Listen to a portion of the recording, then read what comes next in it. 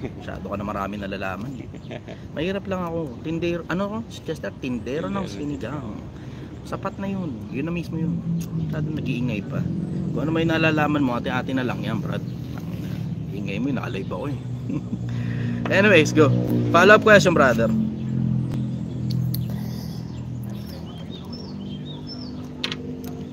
Wala na, bullying. Okay ka na? Okay. Okay, thank you very much. Magandang umaga sa inyo, Pilipinas, sa mga nasa YouTube. Pasalamat lang muna ako, merong nagregalo sa akin. Maraming salamat. Na aking kaibigang si Zen. Bisita kayo sa resort niya dito sa Miracle Villa sa Angono, Rizal. Miracle Villa, Angono, Rizal. Maraming salamat, Zen. Na-appreciate ko to, brother. Naalala niya ako, coming from China. Galing siya ng China eh. Tapos niregaluhan ako ng egg tart. Ang sarap. Thank you very much, Zen. Mahal na mahal ko tong kaibigan ko na to. Okay. Okay. Next tayo. John Rubio. Kain lang muna ako kasi ang sarap na to eh. Nagagaan kami kanina, so panghimagas na lang ito. Good morning, brother. Taga saan ka? Ang sarap ito John Rubio, good morning, brother. Sambanga, okay. Ano tanong mo, brother?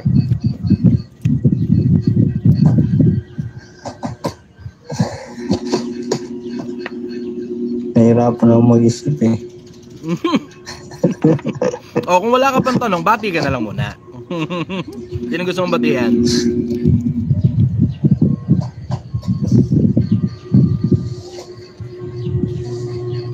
Nasa Maynila ka, boss?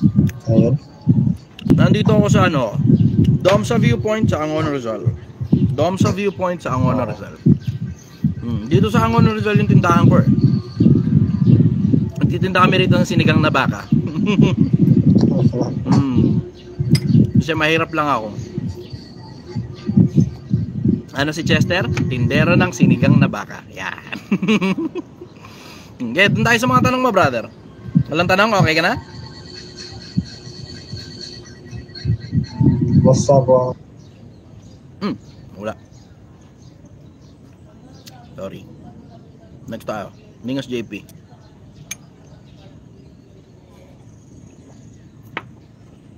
Sarap.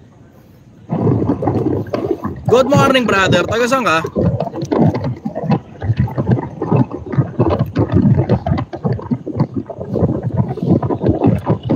Tunog gumumunguya pa si brother. Ningas JP, good morning. Taga saan ka? Okay, next na muna natin. Tayong oras.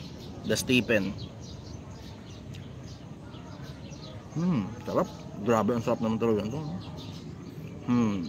Pang sarap. Good morning, brother. Taga saan ka?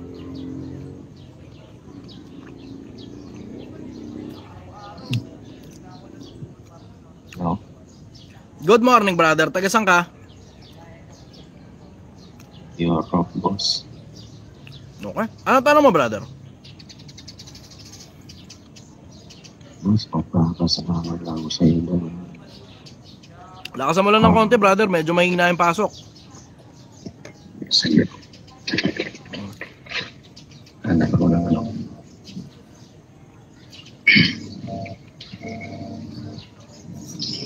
Ako po'y magpapasalamat na sa iyo kasi yung dating kapresyuhan ko ay nawala dahil sa mga aral mo.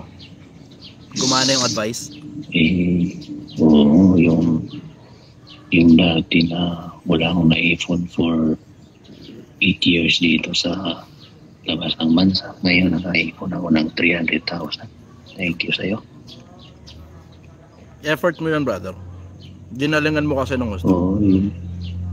Oo, alam mo yung lahat binigay sa pamilya. Lahat, pero naisip ko baka tumanda na tayo. Ang dami mong mga nabigay na magandang payo na talagang sampal sa akin. Sampal sa akin. Ginalingan ko yun. Kasi hindi lang pagtitipid, sisave ng para sa kinabukasan, pati yung pananampalataya talagang binuhay mo. Thank you. Ayun, nandito na. But ngayon ka lang kasi na nakilala namin mga OFW na ang galing mo, boss. Sana pag-uwi ko makita kita. Nandito lang ako, brother. Ang dami mong mga, alam ko, meron namang mga bashers yan, mga walang kwenta yan, mga galamayan ni Bugoy na walang alam kung ano yung magandang idudulot sa ang dami mong bro, dami mong yung mga advice mo sa mga OFW, marami rin akong na-convince dito. Sabi ko, yan, panoorin niyo yan. Pati anak ko, yung dati na anak ko ay hindi ko makuha yung kalooban nila. Ginamit ko yung mga payo mo na naririnig ko.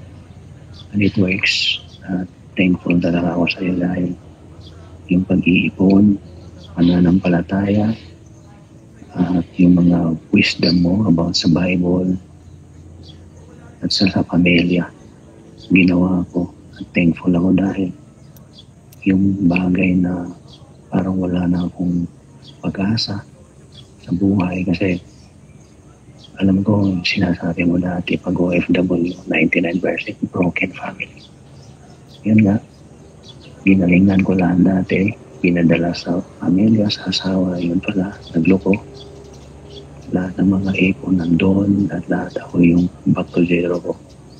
So after noon, nakilala kita, napanood kita, simula nung nagano ka dun sa basurahan, sinubaybayan ko lahat ng mga payo mo.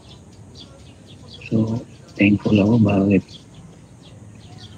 hindi na pa naman huli ang lahat, pero yung mga bagay na in-impact mo sa amin, hindi lang sa mga OFW, mga nagbabalak magnegosyo, magnegosyo para yumaman, pero ngayon ko din natatanto bakit nga pala hindi yayaman yung kahit minimum lang. Depende din talaga sa mindset ng tao. Gaya ng mga sinasabi mo, napakasampal ko dati yung mga ginagawa ko na mali at ikaw lang ang walang kahit sinong social media na kagaya sa'yo na nag-advise na gano'n ka-golden sa amin. Napakataba ng utak mo. Naway dadami pang mga influencer na kagaya mo na nagbibigay ng napaka-malaking bagay na dapat pakinggan ng mga taong nawawala ng pag-asa. Kaya sa akin dati, nawawalan ako ng pag-asa sa pamilya, sa pinansyal. At ito, ang galing mo na pati pananampalataya ko, pinukaw mo. At ngayon, nagbalik na ako sa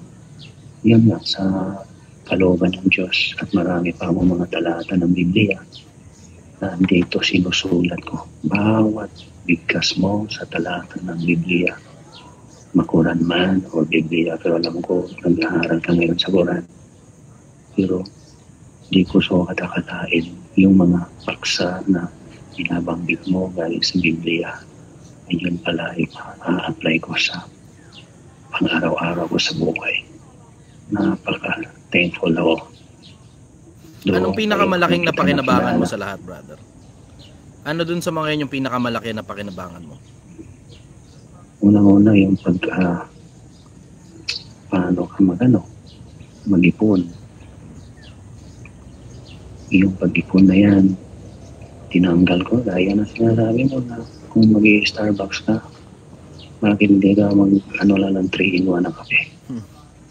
Na 5 pesos lang yan. Dati nagsusugar ako, hindi. Tinanggal ko yung sugar, hindi naman yan healthy. Hindi, kung black coffee lang, napaka-healthy naman yun. Dati na kumakain ako ng halimbawa, delivery. Bakit hindi ako bibili ng isda, gagawin ko yung paksyo.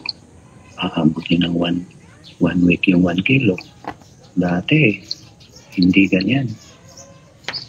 So, napakalaking bagay, brother. Thank you. Thank you talaga. Ang daming na ano sa buhay ko. Salamat, brother. Na-appreciate ko na umakit ka sa live. Sa lahat ng mga nakikinig, sa nalalaman ninyo, ang pinaka-importante sa akin sa buhay na to, yung kapwa-tao ko na. Ano na isa pinakamabuti, pangalawa sa Diyos. Kasi mas importante na nga sa akin yung kapwa-tao ko kaysa sa sarili ko eh. Diba? Kasi tinan mo, itong oras na to, supposed to be, ito yung oras ng tulog namin eh. Pero alang-alang sa inyo, sa mga, in-adjust ko yung oras ng pagla-live ko eh. Kasi dati, nagla-live ako alas 2 ng madaling araw. Alas 3, ganun. Depende ko anong oras matapos yung trabaho.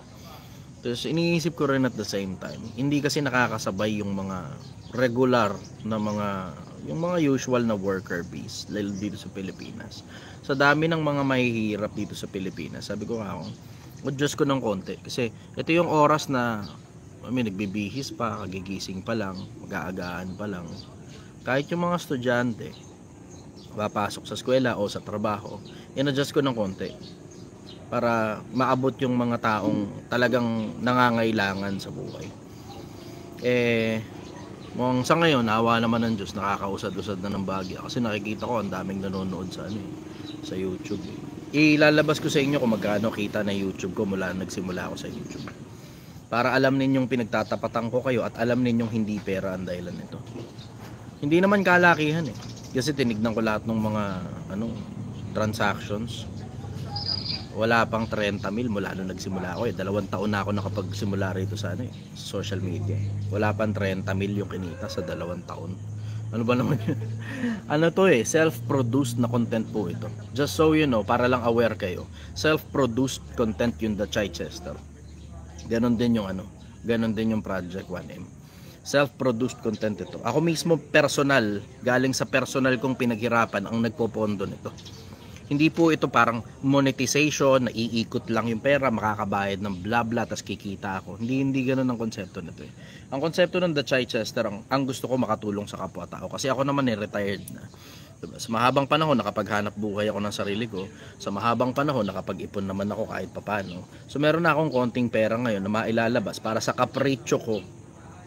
Pero yung kapritsyo na yun, mas prefer ko na, alam mo yun, pagka kasi tumatanda ka na, hindi ka na masyadong mahilig sa kapritsyo. Lalo na pagka mababa lang naman ang expenditure mo sa buhay. Kasi ako naman, nakatikim na ako ng halos lahat ng luho. Tapos eventually, marirealize mo rin.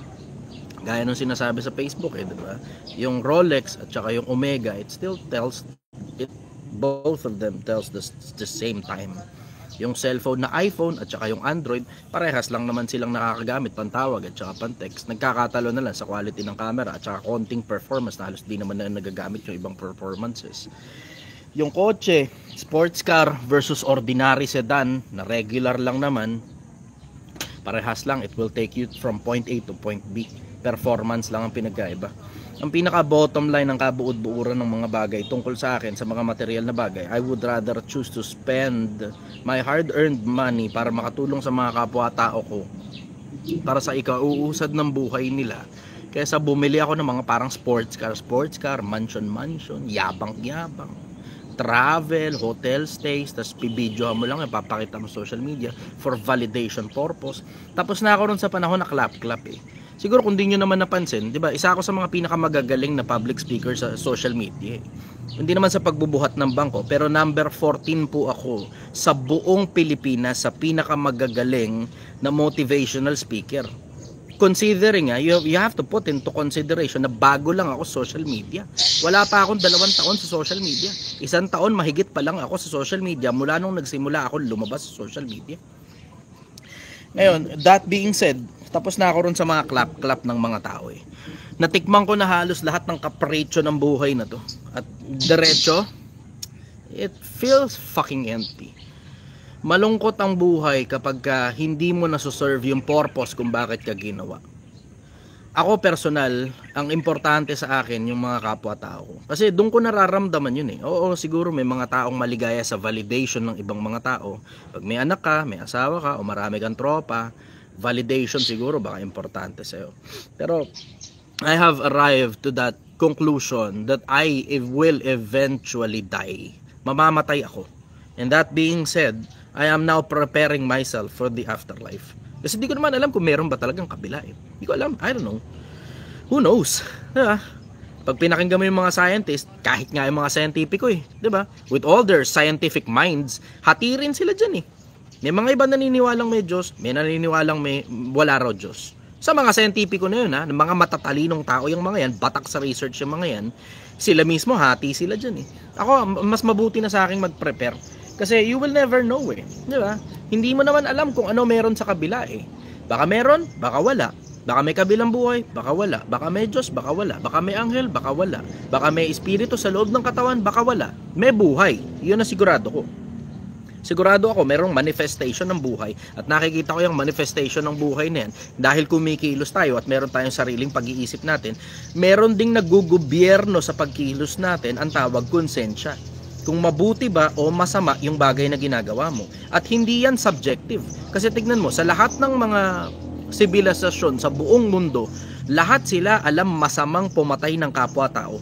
Masamang pumatay ng mahal mo sa buhay, masamang pumatay ng anak mo, ng asawa mo, ng kadugo mo, ng pamilya mo. Baka kaaway, subjective. Kung kaaway man yan, subjective. Pero, alam mong hindi magandang pumatay ng kapwa-tao. Alam mo rin na masamang magnakaw. Alam mo rin dapat kang maghanap buhay ng tapat. Alam mo rin dapat mong pagsilbihan ng asawa mo, ang anak mo, ang kapwa-tao mo, at lahat ng mga nakapaligid sa'yo sa buhay na ito. Kasi doon ko nakikita yun eh. Doon ko nakikita yung meaning ng buhay ko bilang tao. I see the meaning of my life when I serve people. Tapos ang napapansin ko rin at the same time, yung pakiramdam na, eto, ewan ko, sana, how I really wish maramdaman ninyo yung nararamdaman ko. Yung pakiramdam na nakaka-addict pala yung pagpapasalamat ng mga tao. Napakasarap ng pakiramdam. Napakasarap ng pakiramdam. Kasi as much as yung clap-clap ng mga tao na nakabili ka sports car, tapos tinatanong kanila kung gaano kabilis yan, kung ilan ang horsepower yan, kung ano top speed niyan, kung anong makina gamit dyan, ilang liters makina niyan, ilang liters tangke niyan. Yung mga ganyan, okay, sige, ayos. Congratulations sa'yo, clap. Pero magsasawa ka rin nakakasagot sa mga tao dun sa napakaliit na kahon na ginagalawan ng konsepto ng sports car at karyaan. Kayamanan, ang liit na kahon ng ginagalawan yan. Ang mas malaking kahon na nararamdaman ko ngayon na ginagalawan ko, na hindi na lang ako basta na lang nabubuhay para sa sarili ko. Nararamdaman ko ngayon, nabubuhay na ako para sa kapwa-tao ko. Na mas importante na ngayon ang buhay ng kapwa-tao ko kaysa sa kapritsyo ko. And I would rather spend my remaining days para makatulong sa kapwa-tao ko kaysa kumapritsyo para sa palakpakan ng mga tao na wala namang pakinabang sa mga buhay nila pagkatapos nilang pumalakpak. Eto na mo, isipin mo yung konsepto na yun, diba? 8 taon ka sa abroad, brother. 8 taon ka sa abroad. Ngayon ka lang nakaipon. Tapos umabot na ng 300,000. Ibig sabihin mula noon, babalik ka dyan, uuwi ka ng Pilipinas, babalik ka dyan, uuwi ka ng Pilipinas, ngayon ka lang nakahawak ng 300,000 dun sa 8 taon na yun, ano? Kasi binigay ko lahat sa dati kong asawa, yung balay. Ginawa lang sa kanyang kapitsuhan. Pero ngayon, kung may ipon ako ngayon, since nakapakinggan kita, mayroon naman ako isang problema dahil siyempre wala naman sa asawa ko. So, ang nangyari kasi, brother, yung dati kong asawa, although annulled na kami, na ginastusan ko talaga, nagdala ng lalaki, nandyan sa mismo sa pamamahay ko. Ngayon hindi aalis yung ex na asawa ko. Kasi sinasabi niya na conjugal pa rin namin yun, nandyan yung mga anak ko sa kanya. Siyempre, wala na siyang pinagkakakitaan eh. Ikaw nga pinagkakakitaan niya eh. Ikaw ang pinagkakakitaan niya. Ngayon, magkukumapit na ngayon siya sa'yo kahit tinatarantado ka niya gamit yung pera mo. Wala na siyang pinagkakakitaan. Tinangahan niya, diba? Oo, brother, yun ang problema ko. Ngayon, kung uuwi ako, brother, ano ang gagawin ko? Pahingi ng advice kung ano gagawin ko. Ako, diretso. Papulis ko ba yung lalaki? Demanda mo, brother. Demanda mo. Kung may pruweba ka, i-demanda mo. Ayun ang suggestion ko. Pagsamahin mo na silang dalawa sa demanda. Ayun ang suggestion ko. So, tanong mo, isipin mo, nagpapaalipin ka sa bansa ng Banyaga. Dugo, hirap, pawis. Sleepless nights. Isama mo pa yung nagtsatsaga ka ng putang inang kung ano lang yung kinakain mo dyan para maipadala mo sa Pilipinas. Yung mga perang ipinapadala mo sa Pilipinas na yun yung mga pagkain hindi mo kinain. Yun yung mga pasyal na hindi mo ipinasyal. Yun yung lamyerdang hindi mo naranasan. Yun yung experiences na sana kasama mo pamilya mo pero nasa bansa ka ng Banyaga. Sinasayang mo ang oras mo dyan. Tinatapon mo ang buhay mo dyan. Binebenta mo yung sarili mo, yung lakas mo, yung katawan mo, alang-alang na kumita ka ng pera para maibigay sa kanila sa Pilipinas, tapos pependihuhin ka gamit yung pera mo. Tangina. Ginisa ka sa sariling mantika, brad. Ginisa ka sa sariling mantika. Nakatira pa ba sa bahay mo yung lalaki?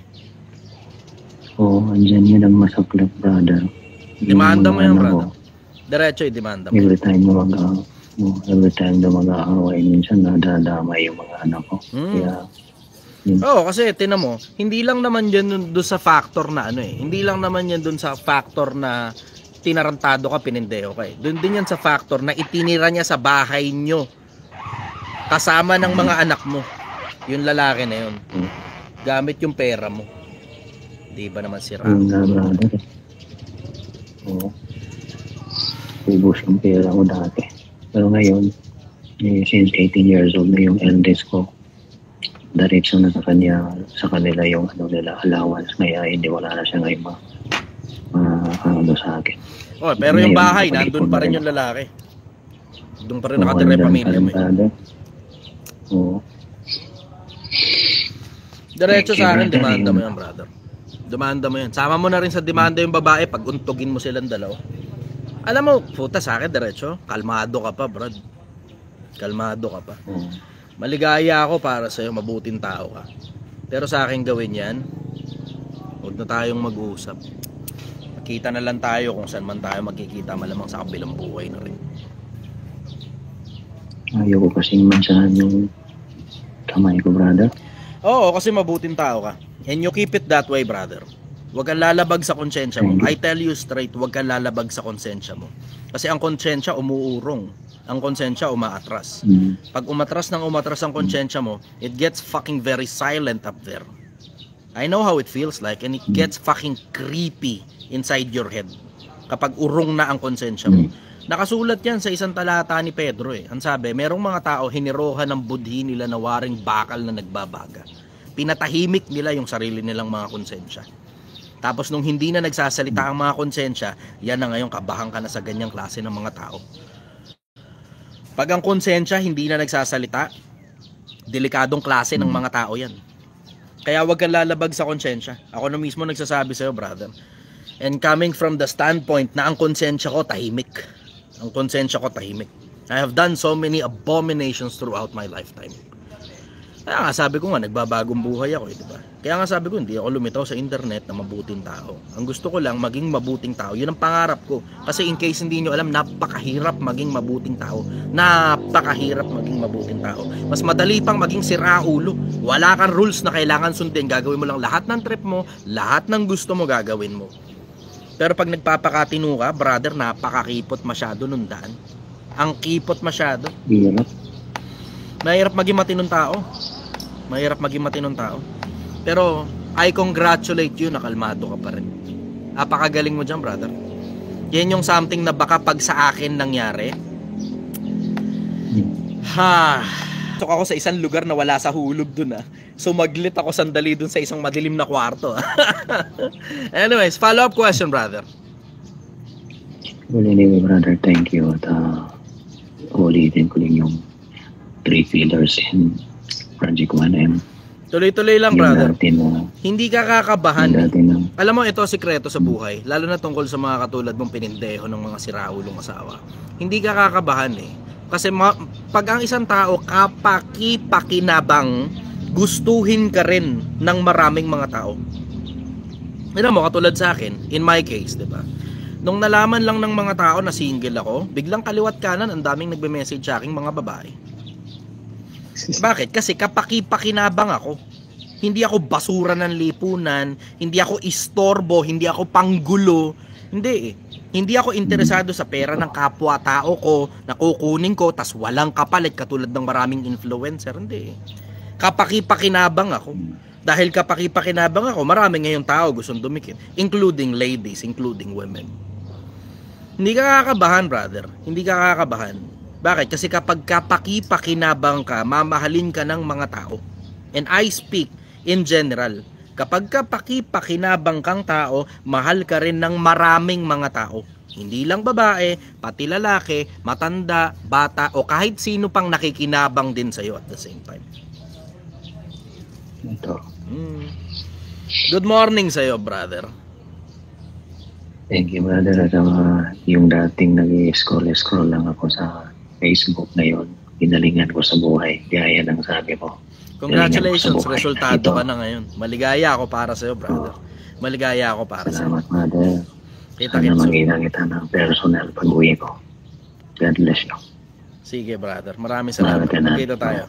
Bye-bye. Okay. Next time.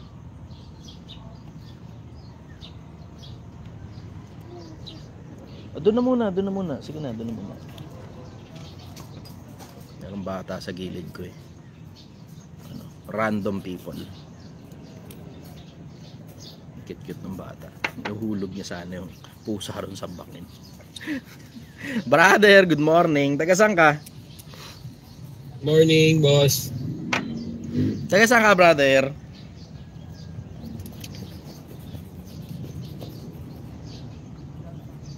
Brother, taga saan ka? Nawala ka. Nakamute ka yata. Nakamute ka. Good morning. Yan, okay na. Huwag mo nang galawin.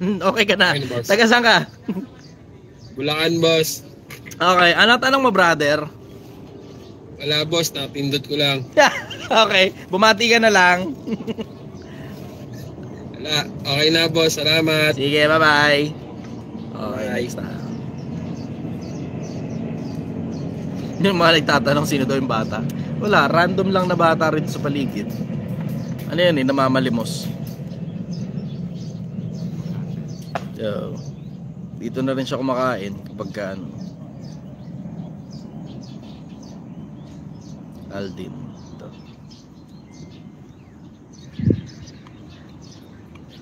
Brother, Hello po. good morning. Taga saan ka? Taga Cavite po. Okay. Ano tanong mo, brother? About sa relasyon. Okay.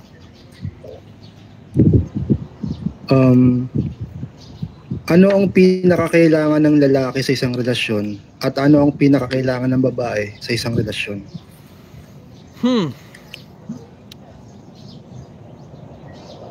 Marami, brother eh. I wouldn't say pinaka. Maraming bagay na kailangan para gumana ang relasyon. Kasi kahit nasa iyo yung pinaka, na kahit ano pa yung sabihin ko na sa'yo, tapos kulang pala yun dahil hindi lang yun yung kailangan mo, hindi pa rin gagana ang relasyon eh. Parehas yung dalawa, kailangan nyo ng maayos na komunikasyon. Hindi nag-aaway, hindi nagsisigawan, matuto kayo level-headed conversation. Isa pang kailangan din, lalaki dapat magaling ka kumita ng pera. Babae dapat magaling kang mag-alaga. Babae dapat marunong ka rin kumita ng pera kahit di masyadong magaling. In case of emergency lang, namamatay yung lalaki o iwan ka ng lalaki, kaya mo pa rin buhayin yung mga anak mo. Ikaw naman lalaki, hindi naman mandatory, pero dapat kahit paano magaling ka rin mag-alaga ng babae. Kasi tingnan mo, hindi mo rin gugustuhin, kaya sabi ng isa, masabaw daw yung puke. Puke ka talaga eh. Hindi mo rin gugustuhin kasi yung konsepto na lalaki ka, hindi ka maalaga sa asawa mo. Tapos, dahil hindi ka maalaga sa asawa mo, at ang asawa mo naman hindi rin masyadong nag-aalaga sa sarili niya, namangit na lang yung babae. Tapos iiwan mo ngayon, tapos hahanap ka ngayon ng iba. Bakit? Pangit ng asawa mo eh. Bakit pumangit? Pinabayaan mo siyang pumangit eh. Hindi nga siya marunong mag-alaga sa sarili niya masyado eh. Ikaw rin naman, di ka rin naman marunong mag-alaga. Hindi ka kasi nag-aral ng pag-aalaga ng babae. Dapat pag-aralan mo rin kung paano kumikilos ang anatomy ng babae.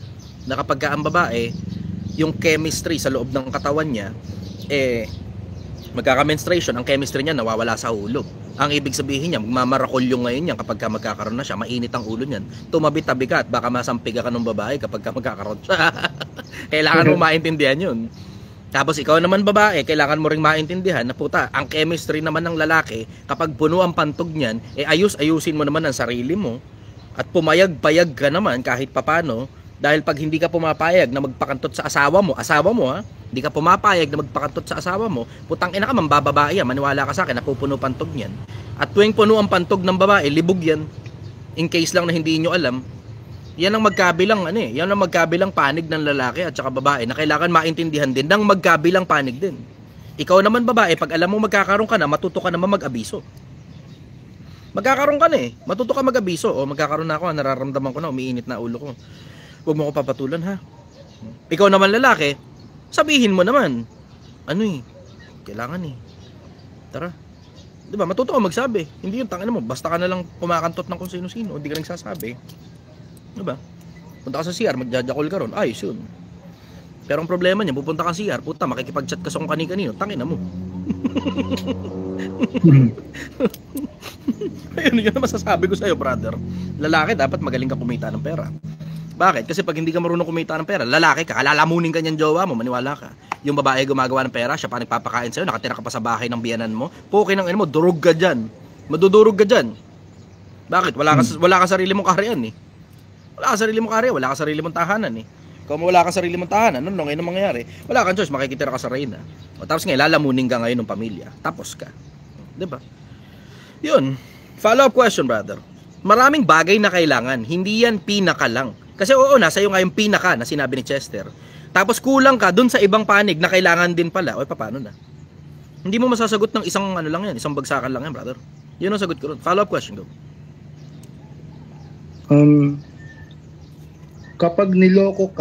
Kapag niloko ka ng isang beses, anong gagawin mo? Tapusin na ba agad o bigyan pa ng chance? Pasok natin to si Komi. Komi, ikaw yung sumagot sa tanong. Pag niloko ka ng isang beses, anong gagawin mo? Akit kita. Kanina ka pa nandun ka sa kabilang live ko kanina, tinatarantado mo ako diba? O ngayon, inaakit kita dito sa live, ikaw ngayon ang sumagot sa tanong, tingnan natin kung ano masagot mo. Dali Komi, akyat. Dunong-dunong ka, galing-galingan ka, bobo ako, diba? O ngayon, pakitang gilas mo ngayon yung tindi ng talino mong lintik ka. Ngayon, ayaw mo umakyat. Dali, hindi kita kakastiguhin. Ikaw lang ang sumagot sa tanong. Tignan natin kung may maisagot kang hindot ka. Hirap sa inyo Sinabi ko na nga sa inyo paulit-ulit. Pag bobo ka pa, matuto ka manahimik. Ako pa yung sasabihan mo ng bobo. O ngayon, inaakyat kita, di ka makakyat. Bakit? Alam mo kasing walang laman ng utak mo. Hirap sa inyo Alam mo kasing walang laman ng utak mo. Yung sinasabi mong bobo, tinutukoy mo, sarili mo. Siguraduhin mo, pag manlalait ka ng kapwa-tao mo, hindi lalapat sa iyo yung sarili mong panlalait, tanga. Bobo ang puta. Napakasimple lang naman yan. Diba? Napakasimple lang yan. Pag aasarin mo isang tao ng bobo, siguraduhin mong matalino ka naman. Putang ina mo naman. Diba? Napakatanga mo. Pinang-ina ka. Mga asar, parang ano yun Inasar mo yung tao, pilay. Tangina mo, pilay ka rin pala. Inasar mo yung tao, duling ka rin pala. Tangina ka, nakakatawa ka. Nakakatawa ka. Siguraduhin mong pag mga asar ka ng kapwa-tao mo, yung pang-asar hindi babalik sa mukha mo. Bobo ang putang ina to. Hindi ka marunong mang-asar. Mas magaling pa ako sa'yo mang-asar. Hindot ka, pakyo ka, pukin ng ina ka. Anyways, pinatataas ko lang yung viewers. Ano ka ulit tanong mo? Nakalimutan ko. Pinatataas ko kasi yung viewers Ano tanong mo? Kapag niloko ka ng isang beses, ano ang gagawin mo? Tapusin na ba agad o bigyan pa ng chance? Depende, brother. Hindi ko masasagot sa'yo yan. Kasi alam mo, niloko ka na isang beses. Minsan, perspective mo lang pala yun. Hindi ka naman pala niloko. Minsan, perspective mo lang yun Pag nakita mo yung perspective nung kabila, malinis naman ang intention Ito mo, katulad nun. Tipin mo yun. Meron akong kapatid. Kwento ko lang sa inyo. Meron akong kapatid. Ang kapatid kong babae, maganda. As in, maganda. In the truest definition of it. Maraming lalaki ang naghahabol sa kanya. Maganda. Mapera din at the same time. Minsan, makwento ko lang sa inyo, nagkaayos na pala kami ng kapatid ko. Sa mahabang panahon, for 16 fucking long years, hindi talaga kami nag-uusap. Hindi kami nag-uusap. Walang communication. Wala. Zero. Walang communication. And then, lipas ng panahon, Mikat Chester social media, nasa Tondo na ako nun. Inimbitahan ako, birthday. Grande. Ang grande. May pera eh. De pumunta ako. Doon nagkaayos na kami. Ngayon, bumisita sa akin dito. Yung kapatid kong babae. Kasama yung kapatid kong lalaki. Pares mapera. Mayaman. Ngayon, yung kapatid kong babae yumakap sa akin. Pag yakap ngayon sa akin ng kapatid kong babae, maganda yung kapatid kong babae. Tangin na, lingunan yung mga staff ko eh. Akala, babae ko eh. Kita mo, ganun kasimple magkamali ng prerogative, ng perspective. Ganun kasimple. Sobrang simpleng magkamali ng perspective. Na hindi, si Chester walang kadugo yan eh. Wala eh. So may yumakap sa kanyang babae. Ano yan? Babae ni Chester yan. Oh, ganda eh. Tapos malaki suso ng kapatid ko eh. Oh. Ganong kasimple magkaroon ng pagkakamali sa perspektibo. Na wala ka namang malay na nagkaayos na pala kami ng kapatid ko. Hindi mo alam kapatid ko yun. Kung hindi ko pa sasabihin, hindi mo malalaman na kapatid ko yun. At hindi ko naman sasabihin kung sino yun. Dahil tangke na syempre, delikado buhay nila. Kung ako nga, delikado buhay ko eh. Lalo delikado buhay nila. Baka sa kanila bumawi yung mga galit sa akin. Diba? So hindi ko ngayon i-declare sa inyo kung sino yan. Hindi ko rin ipapakita sa inyo kung sino yan. Pero basta, putang ina, sa akin, diretso, maganda talaga yung kapatid ko. Maganda yung kapatid ko. Eh ngayon, nakita mo ngayon, yumakap sa akin, babaeng sexy, malaki suso, maganda, makinis, maputi. Ang dali ngayon magkamali ng perspektibo. Sino yung yumakap kay Chester? Tang ina, ang kinis, ang puti, ang laki ng suso. Wala ka namang malay, kadugo ko pala yun. Kapatid ko mismo. Hindi ako nagkamali doon, sumigaw ng kuya eh. Oh, hindi, sumigaw ng kuya. Malay mo, baka eagles yan. Okay. Diba? Yung magkahap kayo. Yo. Pero, takire, iba. Yung tingin sa akin, puta. Ganon kasimple magkamali ng perspektibo. Baka iniisip mo lang, 'di ba? Pero kung sakali man na hindi naman pala at talagang yun talaga yun at hindi ka talaga mali ng perspektibo, tanong mo rin bakit. Baka may paliwanag, baka nagkulang ka rin naman. Nagkulang ka rin naman kasi. 'Di ba? Tanong mo rin kung bakit. Kasi alam mo tao natutukso eh. Alam mo naman yan, brother, lalaki ka eh. Alam mo yan, lalaki ka. And when I say alam mo yan, on your perspective bilang lalaki, kapwa lalaki, lalaki sa lalaki usapan, alam mo yan. Alam mo yan. Ngayon, tungkol naman sa babae, yan medyo may konting usapin dyan. Bakit? Kasi hindi kasi normal na ang mga babae ng lalaki. Hindi normal yun. Bakit? Wala naman kasi silang katulad ng sa atin na pantog na pupuno. Ito problema mo, pag ang puso ng babae nakuha ng iba. Durog ka dyan. Kadalasan, pagka ang babae ng lalaki, either, madalas sa pagkakataon, I will say, madalas. Although, in every rule, there's always an exception. Pagka ang babae ng lalaki, ang ibig sabihin yan, sira ka na sa kanya. Grabe, no? Sira ka na sa kanya. At pag ang babae tumawid na sa panlalalaki, sira na rin yung babae. Bakit? Kasi, emotional being sa mga babae.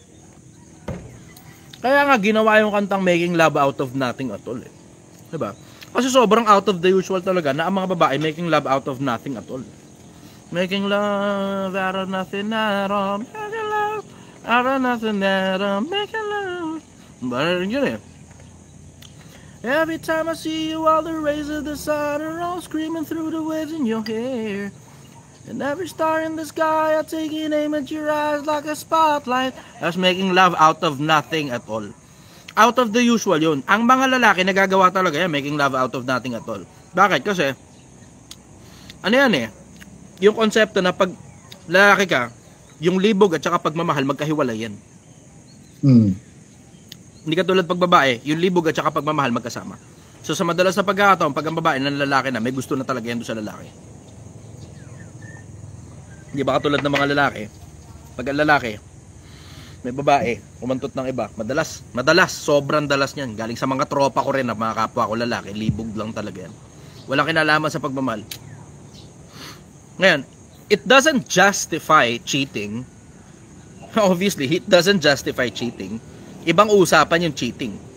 Ibang usapan yun. Ang pinag-uusapan lang natin dito, anatomy at saka chemistry ng magkabilang panig, lalaki at saka babae. Hindi natin pinag-uusapan ng moral. Siyempre, obviously, hindi pa rin tama yun na gawin mong dahilan na dahil lang napuno pantog mo, kinantok mo babae. Di ba? Hindi pa rin tama yun. Hindi rin naman tama at the same time na dahil lang nagkulang yung jowa mo at babae ka, na-inlove ka na kagad sa iba. Di ba? Hindi natin pinag-uusapan pa yun. Ngayon, going back to sa pinag-uusapan natin, ako masasabi ko sa'yo, brother, nakadepende sa senaryo, matutukan tumimbang. Kung gaano na kayo katagal, kung gaano katagal na panahon na pinagsilbihan ka niya, kung gaano katagal din na panahon na pinagtiisan ka niya, kung ano-ano yung mga bagay na tinitiisan niya sa'yo, ano-ano rin yung mga bagay na tinitiis mo sa kanya. Pero kung dati ng pokpok yan, o dati yung pakantutin na yan, brother, derecho, laglag mo na yan. Derecho, laglag mo na yan. Bakit? Sira na yan eh. Every time magkakaproblema, magpapakantot sa iba. Every time mabibitin ang pera, magpapakantot sa iba.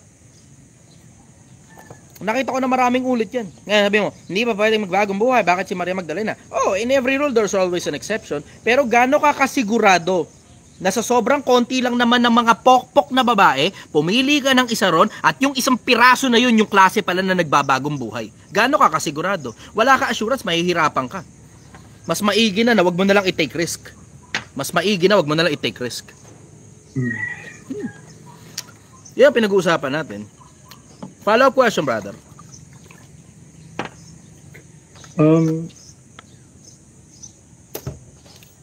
Kung nakikinig sa iyo ngayon ang lahat ng mga influencer sa buong bansa.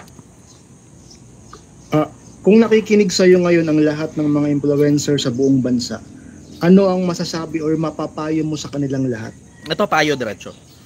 Kaya tinawag na influencer kasi nakaka-influensya ka ng kapwa-tao. You damn make sure na ang influensya mo nakakatulong talaga at hindi nakakasira ng kapwa-tao. Diretsahan lang tayo. Diretsahan lang.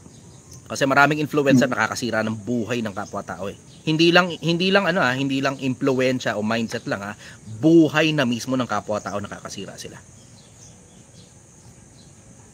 Diretso lang. Follow-up question, brother. Ilang taon na daw ako? 35 anyos na po ako. 35 anyos na. Kung may natitira ka na lang na isang buwan sa buhay mo, ano ang mga gagawin mo sa natitira mong isang buwan? Bibili ako ng sobrang daming cellphone. Araw-araw akong magla-live sa lahat ng oras na gising ako. Tapos magpapasalamat ako sa Diyos na binigyan niya ako ng oras hanggang namatay ako. Yun ang gagawin ko. Para sobrang daming tao matutulungan. Tapos pagkamatay ko, sigurado kakalat lahat ng mga putang ng live na yan. Ganun kasira ulo ko. Ganun kasira ang ulo ko. Oo, alam ko yun. Alam ko yun, pagkamatay ko, makakalimutan din ako ng mga tao paglipas ng mga siguro 3-4 na taon. Ganun. Every now and then, magre-resurface yung mga videos ko. Pero eksaktong pagkamatay ko at nabalitaan yung patay na ako, sigurado rin ako ron. Sa loob ng 3 buwan, puro mukha ko lang ang nasa internet. Puro mukha ko lang ang nasa internet. Nakita nyo na ng maraming ulit yan. Nung namatay ang Francis Magalona, puro Francis Magalona tugtog eh. Nung namatay ang kung sino-sinong mga sikat na artista, puro kung ano man yung mga ginawa nila, yun yung regular mong nakikita.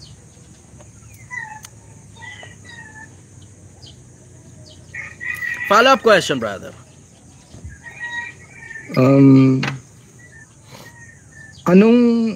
Anong payo ang may bibigay mo sa 20 years old na ikaw?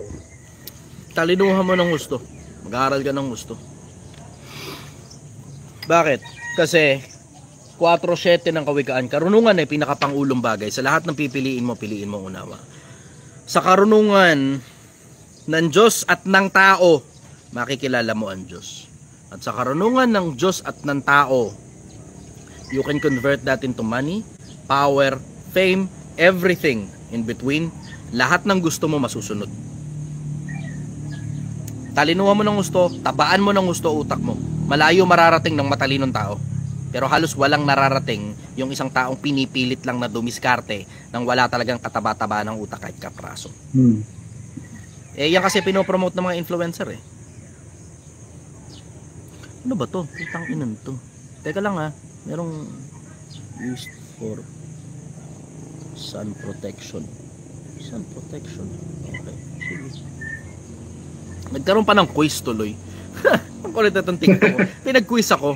May mga pictures, gitara at saka sombrero. Tapos, which of these are used for sun protection? So, kung piliin, gitara eh. Anyways, follow-up question, brother. Pinaka-last na question ko po, medyo lang. Sana wag mana sa akin yung ano. Yan lang, go lang.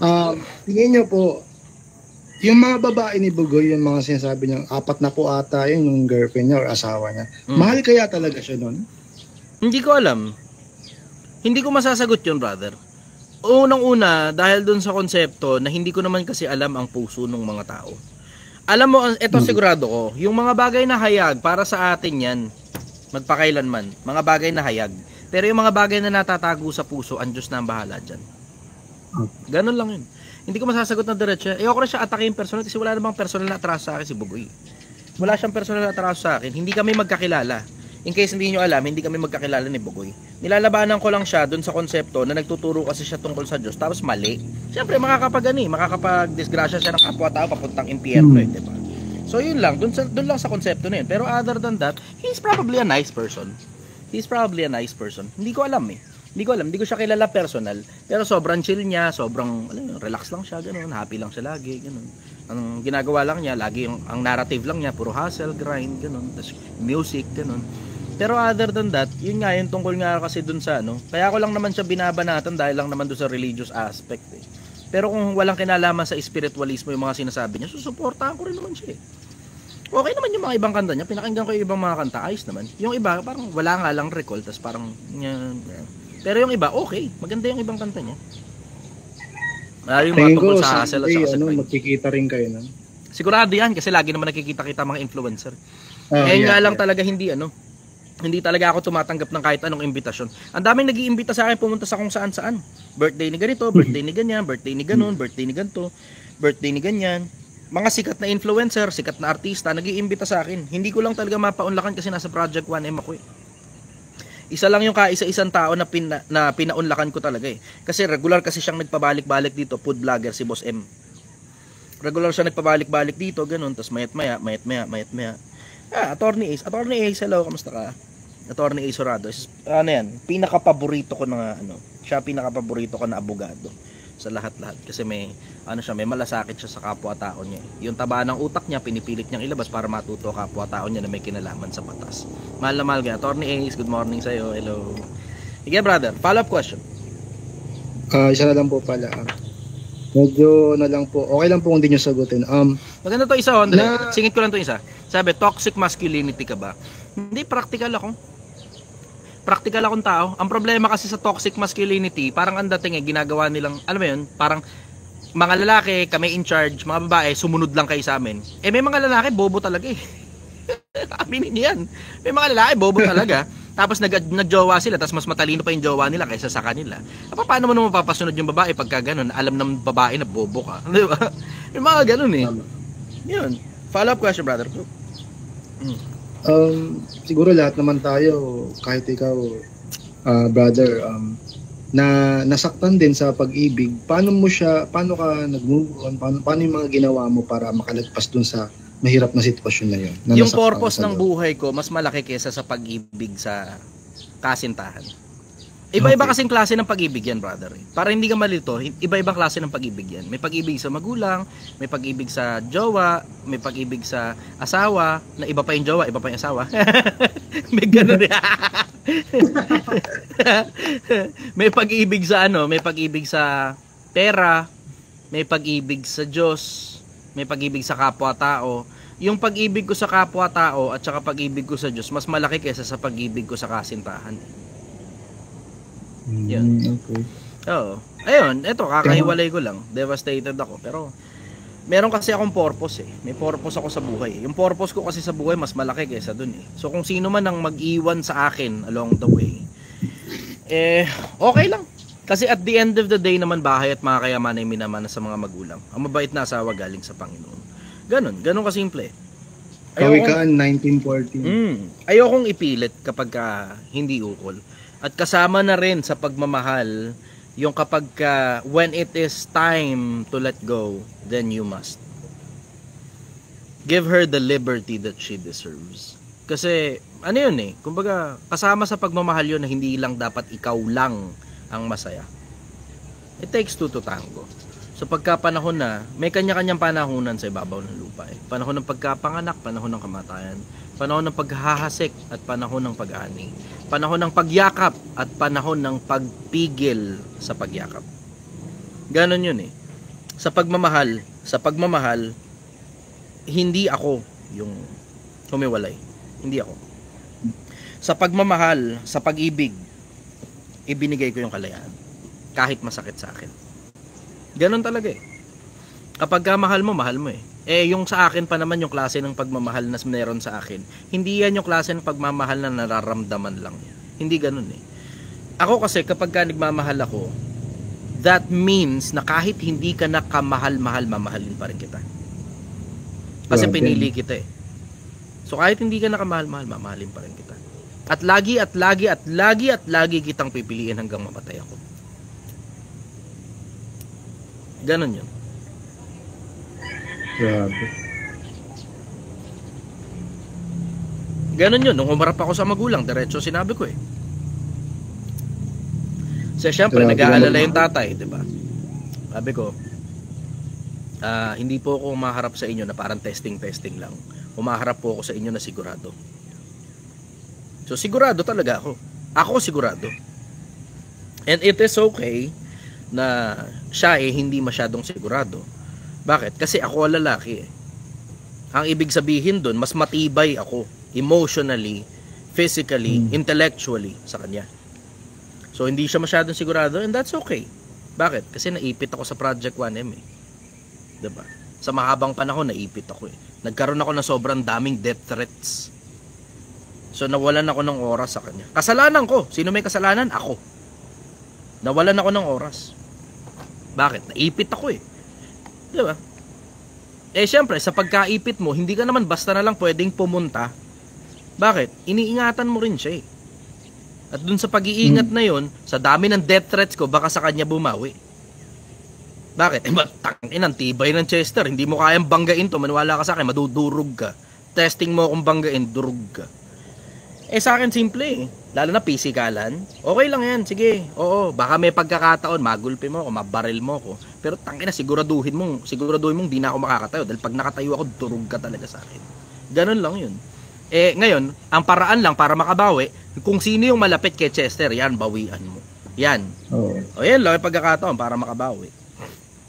Ganon na mangyayari yan eh. Syempre, obviously, hindi ko naman pwedeng hayaan yun. So wala kayo ngayon kahit na sino nakakilala na tinuturing ko na kadugo. Tinuturing ko na pamilya, na as in talagang pamilya talaga.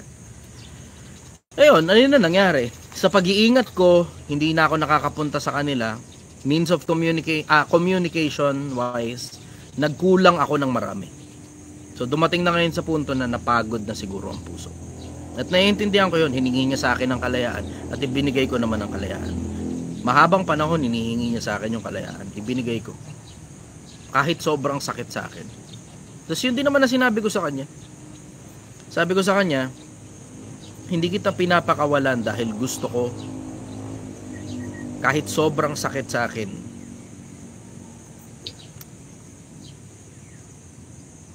Ibinibigay ko sa iyo yung kalayaan. Alang-alang sa pagmamahal ko sa iyo. Kasi yun eh. Yung selfless love. Yung selfless love. Na hindi na importante yung sarili mo. Ang importante, makita mo siyang masaya. Kahit, alam mo yun, kahit magkaroon pa siya ng iba. Ganon yun eh. Ganon yun. Yun yung pag-ibig eh.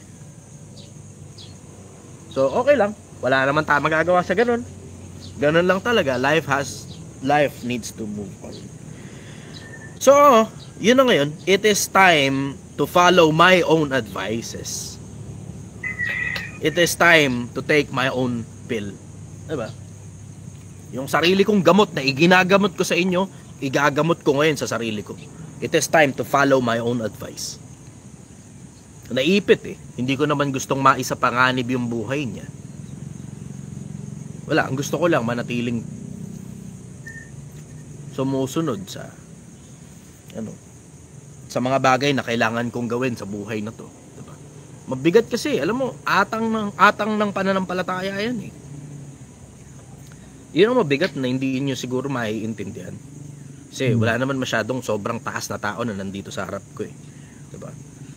Pero atang ng pananampalataya yan, na kapag nalalaman mo yung paggawa ng mabuti, hindi mo ginagawa, kasalanan sa iyo yun. Eh marunong akong sumagot sa tanong ng mga kapwa-tao. Diba?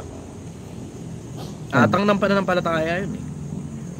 Na 3:15, kung di ako nagkakamali ng ikalawang Timoteo, inyong sambahin si Kristo na Panginoon sa inyong puso, na lagi kayong handa sa pagsagot sa mga taong humihingi sa inyo ng katuwiran tungkol sa pag-aasang nasa inyo, ngunit sa kaamuan at takot. Wala naman akong choice eh. If only I had a choice, diba? Kasi ang choice ko, isuko yung laban. Tapos nakita mo ngayon sumuko si Chester. Ano kaya palagay mo implication nun sa mga kapwa-tao? Lalo na yung mga sumasabay, 'di ba? Yung mga sumasabay hindi lang dun sa pagyaman, kundi dun sa konseptong nagbabagong buhay. 'Di ba? Paano ngayon 'yun? Mabigat eh. Mabigat, brother. Na sige, matibay yan, Chester, pero alam mo yun, may mga araw mahina rin naman ako. Hindi nga lang masyadong madalas 'yun. Pero alam mo, isa sa mga pinaka sigurado ko sa buhay tungkol sa konsepto ng pag-ibig. Ang pag-ibig pinipili yan. Ang pag-ibig pinipili. Hindi masyadong masarap yung pag-ibig na basta na lang nararamdaman eh. When I say hindi masyadong masarap, ang ibig kong sabihin, sandali lang kasi yan. 2 taon, 3 taon at most, magkasama kayo sa bahay, mawawala na rin yan. Hindi mo na halos mararamdaman yan. 3 taon, tapos may anak kayo, hindi mo na halos mararamdaman yan. In our case, wala namang kaming anak eh. Syempre, yung aking kasintahan, magandang babae yun eh. Ano yun eh? Kandidata ng binibining Pilipinas minsan panahon. Tangkad. Tapos napakabuting tao. Napakabuting tao ng aking dating kasintahan. Napakabait na tao. Wala nga akong, totoo diretso, wala akong nakilalang babaeng kaparehas niya. Mga ganun, too good to pass on na yun eh. Pero hindi naman kasi ako nabubuhay na ang buhay ko para dito lang eh. Siguro kung ang buhay mo para dito lang, tapos dito ka lang naglulumagak sa buhay na to, hindi mo na iniisip yung kabilang buhay, baka itigil mo na lang talaga Project 1M. Bakit? Syempre, di ba? Personal muna eh. Unahin mo muna sarili mo eh. Diba? Pero ang utos kasi sa Biblia, buhay nga pinabibigay eh. Di ba? Buhay pinabibigay. Isipin mo ngayon kung gaano karaming kapwa-tao ang nabuhay ng hirap na hirap, isang kahig at isang tuka. Tapos isipin mo ngayon kung gaano karaming mga tao yung sumabay sa Project 1M, tapos nagkaroon na sa haba ng panahon nabuhay sila. Yung progress na meron sila ngayon, hindi pa nila nararanasan mula nung pinanganak sila. Tingnan mo, isipin mo lang yung kanina, kung nakikinig kayo yung kanina, yung pinakauna na umakyat sa live. Nakita mo yun, di ba? 8 taon na siyang pabalik-balik sa abroad. Tapos sa 8 taon na yun, walang naiipon. Tapos yung panahon na nakinig siya sa akin ngayon, may 300,000 na siya. It sounds as if that's the biggest amount of money that he has ever held in his entire life. Yun ang pinakamalaking halaga ng pera na nakawakan niya sa buong buhay niyang kanya. Tapos sa naging ending din, pinindeho din siya ng asawa niya, itinira pa dun sa bahay na siya mismo ang nagpondo at gumawa. See? Maraming taong sumasabay dito sa Project 1M. And I cannot just give up the battle. Hindi ko pwedeng basta na lang isuko eh. And if it cost me a few amount of money, that's okay. Sarili kasi ito eh, self-funded ito eh. Ako lang ang nagpopondo sa sarili ko dito sa Project 1M. Ako rin ang nagpopondo sa sarili ko dun sa the Chichester brand. Pero nakikita ko kasi yung resulta eh. Yung mga kapwa-tao, umaayos na yung buhay nila eh. Hmm. Nakikita mo yung resulta eh. Na minsan panahon, tatad ng basher. Tapos eventually, ang basher mako-convert into follower. Hindi pa fan. Hindi fan ha. Follower lang. Regular pa rin basher yun. Tagasunod na. Tapos tatahimik yan. Mahabang panahon, tatahimik. Tapos paglipas ng ilang panahon, mako-convert na yan papunta sa fan. Tapos pagka na-convert mo na papunta sa fan yung tao na yan, doon na ngayon magsisimula yung magic. Unti-unti maaayos na buhay niyan. Kasi naniniwala na siya eh. Tapos umaayos na rin siya. Tapos nag-e-execute na rin siya sa buhay niya. Tapos unti-unti magkakaroon progress ang buhay niya. Tapos unti-unti, yung dating walang kisame na bubong nila, napapakisamihan na. Dati yung pader nilang walang palitada, napapalitadahan na. Tapos walang pintura dati, napapapinturahan na. Tapos paglipas ng panahon, may ipon na. Lipas ng ilang panahon, may pedicab na. Lipas ng ilang panahon, may tricycle na. Lipas ng ilang panahon, may jeep na. Lipas ng ilang panahon, nakabili ng maayos na bahay sa isang maayos na lugar na kahit tinuhulugan sa pag-ibig, meron na sila sapat na pondo, panghulog man lang sa pag-ibig. So mababalitaan mo, minsang panahon, susunod na nun, mababalitaan mo, may kotse na. Tapos susunod na, mababalitaan mo yung mabuting tao na. Tapos susunod doon, mababalitaan mo yung mga anak niya nakikinig. Tapos susunod doon, mababalitaan mo nakagawa ka ng isang mabuting pamilya galing sa mga taong dating masasama ang ugali. Yan. Yan lang ang masasabi ko ron, brother. Follow-up question. Brother, may sasabihin ako bago ko pa makalimutan. Sige. Parang ikaw, para kang naalala ko bigla si Moises, pati ang Panginoong Jesucristo. Si Moises, marangya ang buhay nun, pero mas pinili niya na makisama doon sa malayo ako ron sa mga yun, brother. Yung mga yun, mabubuting tao yung mga yun eh. Ako masamang tao ako eh. Malayo ako. Nagets mo ako. Nakuha ko yung logic mo. Pero hindi ako karapat dapat maihanay sa mga tao na yun. Wala ako sa kalingkingan ng mga yun. Tinan mo, kilala mo pa rin sila paglipas ng libo-libong taon. Ako, mananatili lang akong buhay sa isip ninyo pagkatapos ko mamatay sa loob ng mga 2 taon lang. Mahaba na 3 taon. Kasi mga tao ngayon makakalimutin na. Ang videos ko every now and then magre-resurface yan. Pero sigurado rin ako, paglipas ng 3 taon, hindi na ako kilala ng mga tao.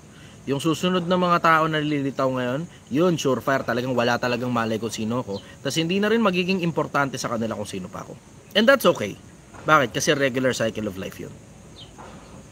That's okay. Sa akin, ang kayamanan ko nasa kabilang buhay, hindi dito. Na oo, sige, may perang konti dito. Konti lang, hindi man masyadong karamihan. Kasi hindi naman ako katulad ng mga yayabang-yabang sa social media eh. Konti lang naman yung meron ako. I'm just managing my finances na hindi ako lumulubog. Pero sa akin ang bottom line eh, yung kabila eh. Kasi, oo, maaaring makalimutan ka ng mga tao. Maaaring hindi ka na importante sa paningin ng mga tao kahit buhay ka pa. Maaari rin na pagkamatay mo, limot ka na rin agad ng mga tao. Pero ang nababasa ko kasing nakasulat, hindi liko ang Panginoon upang limutin ang mga mabubuti ninyong ginawa sa kanyang pangalan. Yun ang nababasa ko eh. Hindi liko ang Diyos para kalimutan niya. Yun ang nababasa ko. And thinking na merong nakatingin na may perfect na memory, maganda-gandang pangako yun. Maganda-gandang pangako yun na hindi niya nakakalimutan lahat ng bagay. Pero nakakatakot din na pangako yun na hindi niya nakakalimutan lahat ng bagay. Mas okay na sa akin na baga parang naman practical lang naman ako eh. Ano ginagawa mo, Chester? Wala, whitewashing lang. Whitewashing. Paano whitewashing? Tarantado nga ako eh, 'di ba? So ngayon, kailangan ko ngayon matabunan lahat ng mga kagaguhan na ginawa ko sa lahat ng mga nagdaang panahon. Hindi sa paningin ng tao, kasi wala naman kayong malay eh. Sa paningin ng Diyos, siya nakakakita ng lahat. Yun ang takot ko. Yun ang takot ko, yung kabilang buhay. Biro mo, walang mas tangin ng creepy dun. Hindi mo creepy yun, di ba? Puta, yaman mo rito. Powerful ka, politiko ka. Sikat ka pa, artista ka. Pagdating mo sa kabila, di ka tinatanggap ng Diyos. Takina. Pinag-ihiwalay na yung kambing at saka yung tupa. Diba? Pinag-ihiwalay yung kambing at saka yung tupa. Doon ka sa kambing. Di ba? Tumulong kami sa mga tao na tinulungan namin yung mga may sakit. Bumisita rin kami sa kulungan. Sabihin sa'yo ng Diyos, di ba ginawa mo lang naman yun dahil sa publicity? Hindi ka na makakasagot doon. Hindi ka makakasagot. Patay ka ngayon. Mahirap, brother. Ayoko, takot ako sa kabila. Takot ako ron. Takot ako doon. Yun yung konti lang naman yung mga bagay na kinatatakutan ko eh. Sobrang konti lang ng mga bagay na kinatatakutan ko. Sa sobrang konti nga, halos isa lang ang naaalala ko eh. Tungkol lang sa kabilang buhay. Yung makaagrabyado ako ng kapwa-tao na malakas pala sa Diyos. Tas nagsumbong sa Diyos, durug ka. Dito ka pa lang sa buhay na to, yari ka na. Makaagrabyado ka ng kapwa-taon, tao pala ng Diyos, no? Tapos nagsumbong sa Diyos, patay ka. Pagdating mo sa kabila ngayon, trouble ka ngayon. Alam mo, majorly, yung mga takot ko lang, puro kabilang buhay. Pero dito sa buhay na to, halos wala na akong takot dito. Hindi nga ako takot maghirap eh. Hindi ako takot maghirap eh. Nakita nyo yung sa Tondo, di ba? Uulitin ko lang din yun. Kung halimbawa, bumagsak ako ngayon, tanga si Chester, bobo si Chester, naubos lahat ng pera ni Chester dahil sa putang inang katangahan. Okay, sige, ubos na pera, move on na kagad. Oh, it is now time to execute my own advice. Pagka-execute, baba na kagad. Baba na kagad, tanggal lahat ng kapritsyo. O tapos ngayon, diretso na kagad sa pag pamamasura. Kung yun lang talaga yung hanap buhay na pwede kong gawin. Pero, yun nga ang kagandahan. Meron akong konting swerte. Yung social media kasi. Yung social media, napakalaki na kinikita rito sa social media eh. Sila. Hindi ako kasali. Malaki kita rito sa social media in case di nyo Hindi alam ko po kasi vlogger din po ako. Ngayon, naiintindihan mo na. Malaki ang kita sa social media. Sila. Pero ako, wala. Ordinaryo. Ang kinita ko sa YouTube, wala pang 30 mula nang nagsimula ako social media. 2 taon na nakakaraan. Kwentahin mo na lang, divide mo sa 24 months. Alam mo, hindi makakabuhay ng pamilya yung wala pang 30 mil. I-screenshot ko pala yun. Ngayon, ipopost ko pagkatapos ito. Screenshot ko, tapos popost ko. Pagkatapos ito, kasi naka-live ako rito sa YouTube eh. Screenshot ko, tapos popost ko. Better, gagawa na lang siguro akong video. Kasi mas maganda pag video, pag i-screenshot mo, baka sabihin, inedit pa eh. Pero pagka video, actual na, ito mukha ko. Ito lang yung kinita ko sa YouTube mula nung nagsimula ako. Mas maganda yun. Maintindihan ninyo, mas maganda yun. Napakita ko na lang siguro mamaya. Yun na mismo yung content ko ngayong umaga.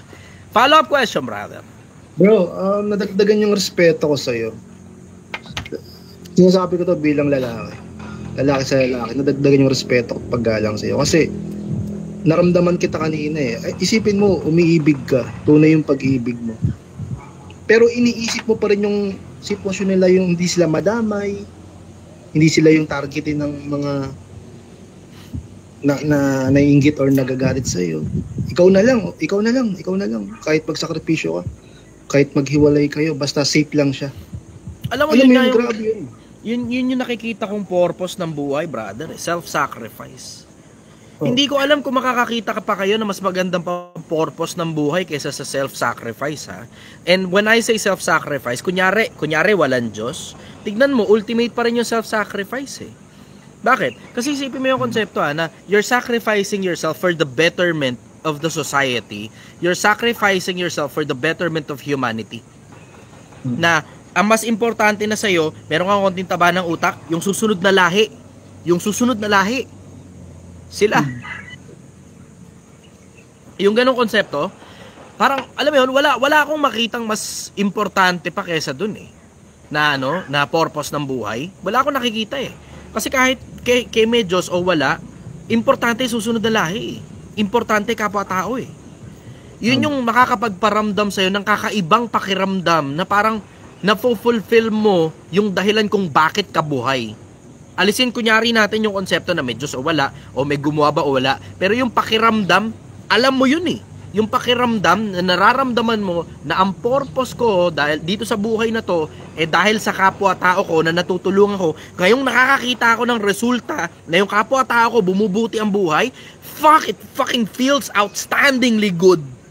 Nakaka-addict yung pakiramdam, brother. Tapos ang pinakamasarap na pakiramdam dun, yung alam mong walang side effect.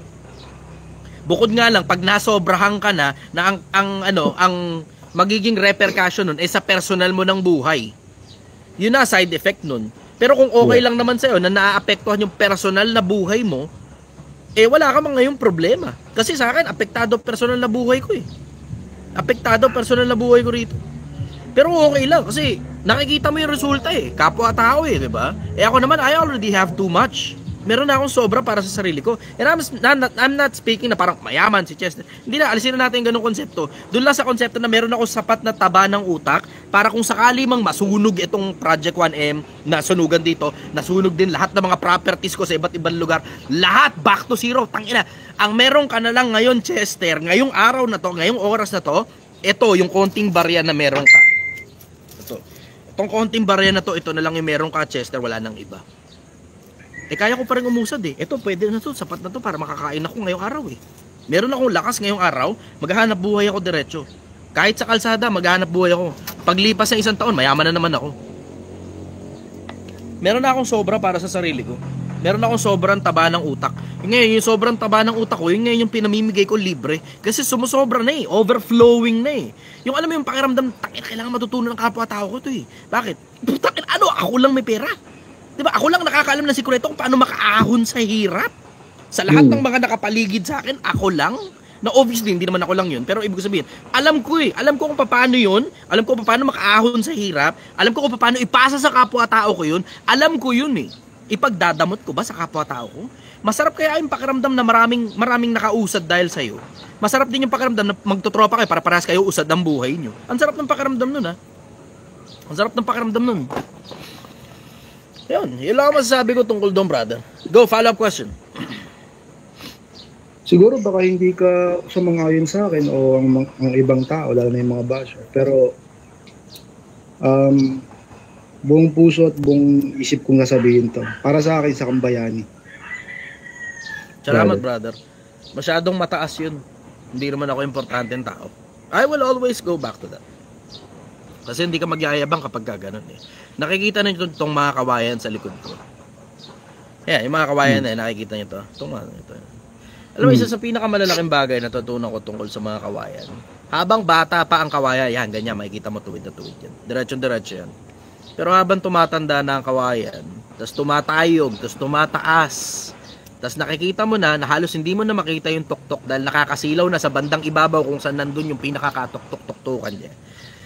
Yung kawayan natututo ng yumuko Habang tumataas, yun lang konsepto na yun, matutunan mo lang galing sa mga kawayan, malayo na mararating mo sa buhay Mapapansin mo, walang kawayan na nakikita ka na namumulaklak. Bakit? Ang kawayan namumulaklak.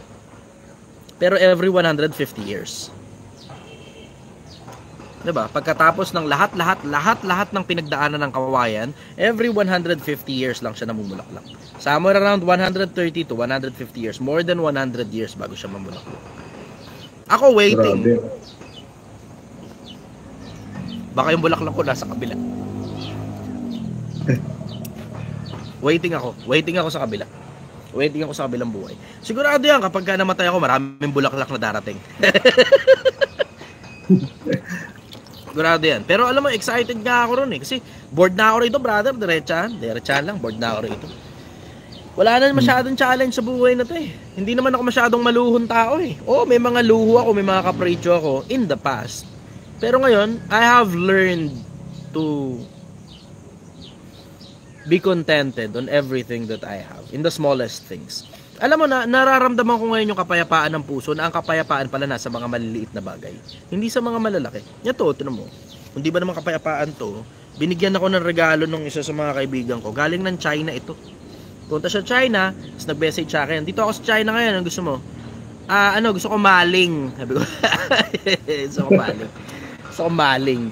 Maling, dami-dami maling dyan. Di bibilang kita ng to, tart. Ang sarap nito.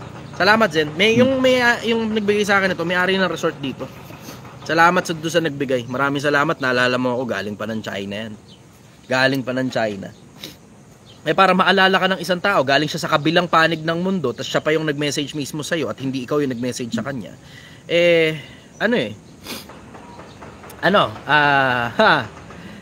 Ang sarap ng buhay. Ang sarap ng buhay. Oh, this is the life. Ito mismo, eksakto yung buhay na gusto ko talaga. Ito yung buhay na gusto ko. Oh, may mga maliliit na bagay na hindi mo gusto tungkol sa buhay mo, diba? Pero, ito na mismo eksakto yung nakikita ko na buhay na retirement kung tawagin. Retired na. Ito na mismo yun eh. Yung ginagawa mo na lang yung mga bagay na gusto mong gawin, na nahirapan ka pa rin. Pero yun ang eksakto yung mga gusto mong hirap. Yun yung gusto mong hirap. Kumbaga, it feels good inside. Grabe brother, no? 35 ka pa lang, di ba? Oo. Pero, yung sabi mo na, parang naboboring nga din sa buhay ito, ganito, ganyan. Samantalang yung iba, 50 plus na, 60 plus na, parang hindi pa nila masabi yan na ganyan, parang gusto pa nilang Meron kasing hinahanap sikreto sa- ron, brother. Meron sikreto ron. Ang isa sa mga sikreto ron, meron silang swerte na wala ako. Sila yung merong swerte. Ako wala. Ang swerte nila, yung tsamba, yung magandang tsamba na meron silang pamilya. Wala kasi akong ganun eh. Yun ang tsamba. Yung swerte na meron kang pamilya. Mga kadugo mo na itinuturing mo na pamilya. And generally, yung iba sa kanila may anak. Wala akong ganun eh. Kaya nga ang dahilan kung bakit natatakot akong mag-anak. Kasi, etong mindset ko ngayon, it feels fucking awesome. Ang sarap ng pakiramdam ko, grabe. Tungkol sa mindset ko, ang sarap ng pakiramdam ko. Ang sarap ng pakiramdam ko, sobrang laking pakinabang talaga sa akin itong mindset na to, na hindi ako takot kahit mamatay ako ngayon mismo sa eksaktong lugar na to, sa eksaktong oras na to. Okay lang sa akin. Pero pagka kasi may anak ka, alam mong hindi gagana yan eh. Alam mong hindi gagana. Itong gantong klase ng mindset na meron ako, tungkol sa sarili ko at tungkol sa tapang ko at tungkol sa tibay ko, hindi gagana to kapag may anak ka. Hindi gagana to. Matapang ka lang kasi mag-isa ka, Chester. Matapang ka kasi mag-isa ka. Pero kapag may anak ka na, tapos yung anak mo umaasa sa'yo, tapos yung anak mo kailangan maging mabuting tao at dapat lahat ng meron ka maipasa mo sa kanya bago ka mamatay, kakabahan ka. Kakabahan ka. Hindi ganun kadali yun, brother. Hindi ganun kadali yung mindset na meron ako pagka may pamilya ka at may anak ka. Ganun lang naman yun eh. So, may swerte sila, may swerte ka, may swerte sila. Ganun. Oo. Iba-iba lang naman, brother. Iba-iba lang naman yung swerte natin eh. Nagkakatalo lang yan kung paano mo gagamitin yung swerte na meron ka. Nagkakatalo lang yan paano mo gagamitin. May mga tao kasi hindi nila realize yung mga bagay na meron sila eh. Tingnan mo, kung yung nagtanong lang, imagine mo, yung nagtanong kahapon. Brother, kahapon yun tulog na tong kasama ko rito. may nagtanong kahapon, OFW siya, babae. Yung asawa niya, construction worker. May lupa na sila, papatayuan na lang ng bahay. Tapos, yung asawa niya, parang, alam mo yun, mababang loob. Ganon. Tapos, parang nalulula sa mataas na klase ng buhay. Tapos, si babae, malayo ang gustong marating. Tapos, nagtatanong siya sa akin kung ano daw bang gagawin niya sa asawa niya. Kasi parang okay na daw at kontento na daw yung asawa niya sa buhay na meron sila. Sabi ko, alam mo, hindi mo lang naiintindihan kung gaano ka kaswerte. Imagine mo yung asawa mo, kontento sa buhay, construction worker, masipag. Yung konting pera sumasapat. Tapos nakakapagpatayo na sila ngayon ng bahay. Tapos hindi babaero, payapa ang isip ni babae na hindi siya pinipendeho ng asawa niya habang siya nagpapakahirap sa ibang bansa. Tapos magaling maayos mag-alaga ng mga anak kasi okay naman daw yung mga anak nila. Imagine mo yun. Diba? Isipin mo yung ganong konsepto na nagtatanong siya sa akin kung ano daw ba gagawin niya sa asawa niya. Minsan hindi lang natin na-realize kung gaano tayo kaswerte. Minsan hindi lang natin na-realize kung gaano tayo kaswerte. Na kung sana na-realize mo lang sana na may bubong ka sa ibabaw ng ulo mo, may damit ka sa likod mo, may kinakain ka, may kasama ka pa, may katuwang ka, maaring magulang mo yan, o maaaring asawa mo, o maaaring anak mo, o maaaring umampon sa'yo, o maaaring kahit sino may katuwang ka. May hanap buhay ka, may kinikita kang pera. Hindi kalakihan para sa'yo. Pero isipin mo yung mga taong nasa Africa na namamatay sa gutom. Isipin mo yung mga tao sa North Korea na putak na mismong bansa nila, nilalamon sila mula sa lupa, na may mga iba sa kanilang namamatay na nga sa gutom, may mga iba pa sa kanila pag nagsalita ka ng hindi maganda dahil yung kapitbahay mo namatay sa gutom, babariling ka na, babariling pa buong pamilya mo. 'Di ba? May mga lugar na extreme ang living conditions. May mga lugar na may mga tao na talagang hirap na hirap sa buhay. Dito ka na lang sa Pilipinas, huwag ka umalis, may mga nakikita ka sa Maynila eh. Alam mo, yun nga, durog nga puso ko nung nakaraan eh. Meron akong binibigyan ng pagkain. Maliit na pamilya lang sila na nasa tabi ng kalsada, nakatira sa kariton. Tapos, yung anak nila lalaki. Tapos, hindi ko nga makakalimutan yun eh. Durog talaga, wasak talaga ako ron. Alam mo yung tuwing mapapadaan ako, may dala akong pagkain. Tapos, happy sila, maligaya. Papasalamat lagi. Tapos isang araw, wala na yung bata. So, asan ka ako yung anak nyo? Umiyak yung nanay. Tangina na, bangga pala na sasakyan yung bata. Putang ina. Ay, durog talaga. Wasak ako ron eh. Alam mo yung minsan hindi mo lang nare-realize kung gaano ka kaswerte. Tangina, eto ka ngayon. Ano ka? Depressed. Bakit ka depressed? Niwan ka ng jowa. Doon ka nakatutok eh.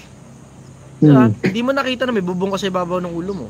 May hanap buhay ka o may magulang ka nagsustento sa'yo ng pagkain. May mga kasama ka sa buhay. May damit ka. May tinitirhan, may pagkain. Alam mo yung kompleto ka eh. Lahat ng kailangan mo meron sa'yo eh. Lahat ng kailangan mo meron sa'yo eh. Tapos may mga iba, ano nangyari sa'yo? Depressed. Ba't ka depressed? Kasi nakikita ko yung mga pictures ng mga kaibigan ko. Pakiramdam ko napapag-iwanan na ako eh. Ano ba meron sa pictures ng mga kaibigan mo? Nagmamasyal sila sa mga magagandang lugar. Kumakain sila ng sarap na pagkain. Ang hilig mo lang kasi. Ang hilig mo kasi. Napakahilig mo kasi. Ang hilig-hilig mong tumingin sa buhay ng iba na yung pinopost nila sa social media, pinipili lang nila para mang-inggit. Yun lang naman yun eh. Pinopost nila yan dyan para mang-inggit. Bakit pinost? Para mang-inggit. May iba pa bang dahilan? Meron pa. Pero kasama yun sa dahilan. Para mang-inggit. Ikaw naman, nadali ka. Ngayon, ano ngayon na nag-i-epekto sa'yo? Akala mo, yun ang buhay nila. Without considering na on regular days, hindi sila araw-araw kumakain sa restaurant. Hindi sila araw-araw naka-hotel. Hindi sila araw-araw nasa Boracay. Hindi sila araw-araw may pera. Kasi araw-araw pala may utang. Na may araw-araw tumatakbo sila sa utang. Hindi mo na alam yun. Tapos yan ngayon ang kinaiinggitan mo. Diba? Yan ngayon ang kinaiinggitan mo. Wala ka nang malay doon na ikaw wala kang utang, may hanap buhay ka, naiinggit ka sa buhay nila, akala mo sarap ng buhay nila. Yun ang akala mo. Kaya tinan mo, isipin mo to, sa mga content creator na lang sa social media, diba? Hindi natin pinag-uusapan yung mga content creator sa social media. Napakaraming content creator sa social media, peke. Diretsahan lang. Ang dami dyan, peke. Tinan mo, yung Ashton Hall na lang sa Amerika, binabanatan ngayon ng taong bayan yun sa Amerika eh. Yung Ashton Hall, search nyo. Pinagtatawanan ng mga tao yung lifestyle ni Ashton Hall eh. Partida, resultado pa yun ha. Ang ganda ng katawan nun. Dito rin sa Pilipinas may mga taong mukhang resultado, pero wala kang malay, puta, miserable ang buhay, tad-tad ng utang. Masarap yung nakikita mo, lifestyle nila. Nakakita ka, asentado, lifestyle. Hindi mo alam yung behind the scenes. Kilala ko sila personal eh. Diretsahan, kilala ko sila personal. Sila rin mismo nagko-confide sa akin ng mga problema nila eh. Wala kang malay, iba pala sa kanila, walang tatay, tapos pinoproblema niya pala yung wala siyang tatay, pero marami siyang pera. Wala kang malay sa kanila, na iba pala sa kanila, 50 million na ang utang, pero tangina may nakikita mo, nagsha-shopping, alam mo yun, naglalamierda, punta rito, punta doon, sports car, bla bla, etc. Wala kang malay, 50 million pala utang. Kaya diba sabi ko nga sa inyo eh, bago pa magtakbuhan yung mga yan, kasi nakita nyo naman kung sino-sino yung mga nagtakbuhan, diba? Nawala na, tapos nagpuntahan ng ibang bansa. Merong mga bago recently lang na nagpuntahan ng ibang bansa. Tangina, sinabi ko na sa inyo na may mga tao pupunta ng ibang bansa, magtatago na. Sinabi ko na sa inyo yan. Mahirap man lang magpangalan eh, pero sila rin mismo nagsasabi sa akin eh. Na may problema sila, nanghihingi ng advice. Bakit? Alam kasi nila na galing ako sa illegal eh. Diba? Kung alam nilang galing ako sa illegal, alam ko ngayon paano lusatan yung mga problema at mga sakit ng ulo. Kaya sa akin ang hihingi ng advice. Ano ba gagawin namin, Chester? Kasi tangina. Gano'ng utang mo? 157 million. Putang ina mo, brad, 157 million. Tang ina. Paano lumaki ng ganyan? Yung ano eh, nagpa-invest eh. Tapos, ano na ngayon nangyari? Hindi gumana yung investment. Nagbigay ba ng pera dun sa, nakapagbigay ba kayo ng pera pabalik? Kunti lang eh, tapos paubos na rin yung pera eh. Putang ina mo, Brad, pinonzi nyo. Tang ina. Brad, diretsahan. Hindi ka makakatakas dyan, umalis ka na. Makukulong ka dyan, Brad. Diretsahan, trouble ka dyan. Sila rin yung lumalapit sa akin eh. Ang dami nila kamo. Kaya nga sinasabi ko nga sa inyo, ako lang naman yung, hindi ko nasasabihin yung pangalan. Bakit? Hindi naman yung, ando na nga, lubog na nga yung tao, lalo pa ba natin ilulubog? Diba? Oo. Lalo pa bang ilulubog? Tumigil na nga nakaka-lifestyle eh, halos di na nga nagpo-post yung iba eh. Pero sa akin, alam mo, ang basic, ito pinakamalaki na tutunan ko. I am coming from the perspective na parehas legal at illegal, alam ko. Coming from the perspective legal at illegal, alam ko, wala pa rin talagang tatalo sa ang nagpapakababa ay itinataas. Ang nagpapakataas ay ipinababa. Ang nagpapakababa ay tinataas, ang nagpapakataas ay ibinababa. Wala pa rin talagang tatalo sa modesty, brother. Walang tatalo sa modesty. Follow-up question, brother.